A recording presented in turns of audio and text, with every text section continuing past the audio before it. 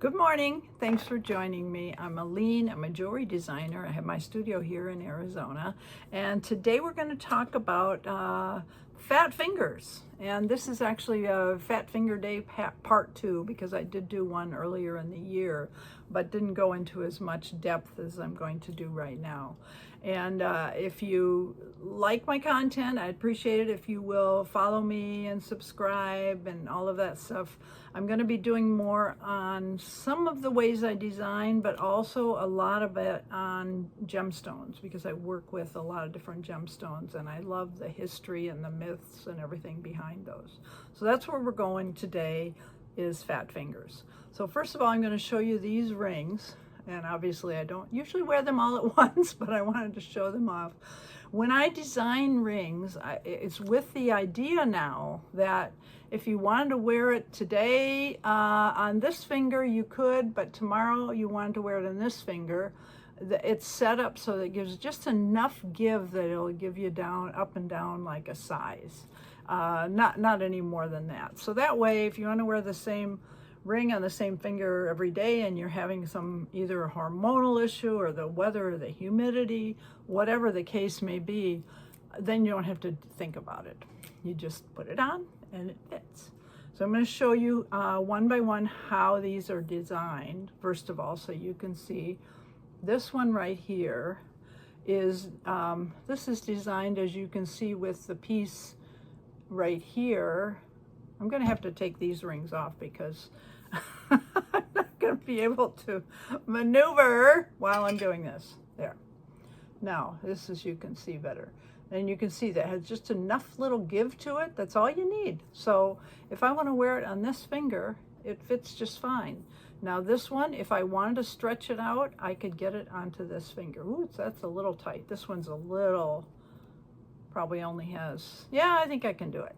There we go. Yeah. Now what I like about this design is it just has a little bit of more silver here, and I have designed several where this one just has the one malachite gem, but where I've maybe put an emerald on the other side in this case. Or if it's amethyst, I might have a beautiful grape agate and then an amethyst on the other side. So that's one way that they're designed. Excuse me. This is a larger version of that, as you can see. And this one is a faceted moonstone. And again, the same thing. I can wear it on this finger like you see here. Fits just fine. Oops. Okay, it's a little tight. Okay, don't shoot the messenger. Or I can stretch it out just a little bit. That's all you need to do. It's not going to hurt. You know, they're designed so that you can do that. And I can wear it on the next finger up. So that's one way I've designed them. The other way, and you're going to see, this is actually my favorite ring that I wear a lot. I've designed this. I'm going to see if you can see right there how that's open. See, it's just got enough give on it. Again, it's not even visible, which I think is really nice too. So when you're wearing the ring, you don't even notice that. But I can wear that again on a couple of my different fingers. I usually wear it on this finger, but sometimes I will, if I can stretch it, I will wear it on this finger as well. So that's one way, and this is actually another one done exactly the same way. You can see that little give there. Just gives you enough that you can go to two different directions. So those are the basic ways that I've created the rings. And again, just to give you that option.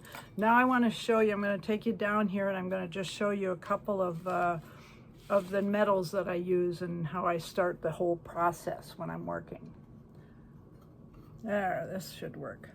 Now, I start with one or two things. This is a very thin, or I should say a thinner gauge, fine silver that I would work with. Now, this would be too thin if it was just by itself to go as a ring. I think it's too flimsy. However, if I do this with the folding process, like I did with this ring here, you can see how it's folded. You just fold the metal just like you were folding a piece of paper. Then it strengthens it. So that's one way that I have designed the rings. The second way is I've textured them. This way I textured with a hammer, this one, and this is actually getting ready to go to the next phase. Or I have put that through the rolling mill and gotten a texture like this here. So either of those I can work with. Then I have these little pieces here that you see. This is what I use to fuse onto the pieces. Now these are scraps from something that I was already working on, and the, leftover scraps. You never throw any silver away, so you keep everything because it will come in handy. So I can put that all on here however I want. I'm just going to show you a couple designs. I have a couple pieces here that are actual, like this is a little heart. Now I fuse them on there. I don't solder them. So when you fuse, it melts parts of it, not all of it. I mean, it's so you don't, I mean, that looks like a heart there. It might not look like a heart when I'm done, but it's still going to be a beautiful piece. This one right here gives you an idea of one that I have fused different pieces to, so you can see. I love working with that. So that's one of the things I do. The second thing is, and I've already put some on here so you can see, this is actually also silver. This is either fine silver or sterling silver because I put them all together. This is when I'm working with filing, anything like that. There's always silver dust, that I call it dust, filings, whatever you want to call it, that seem to be, you don't want to throw them out. Again, silver's not cheap. So we want to keep these things, and plus they're fun to work with. So I keep all of this. This is probably an accumulation of a couple of years. And then I will sprinkle that onto something like this. And same thing, I will fuse it.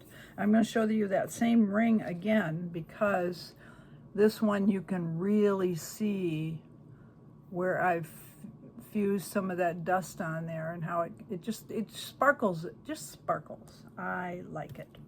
Anyway, that gives you an idea of what fat fingers are all about and how I design my jewelry. I really appreciate you if you do follow me, and you can, I think, subscribe up here and follow down here, and I will post some other videos so you can see. Again, I do a lot with gemstones, and I also will do more on kind of my process in the studio. Thank you.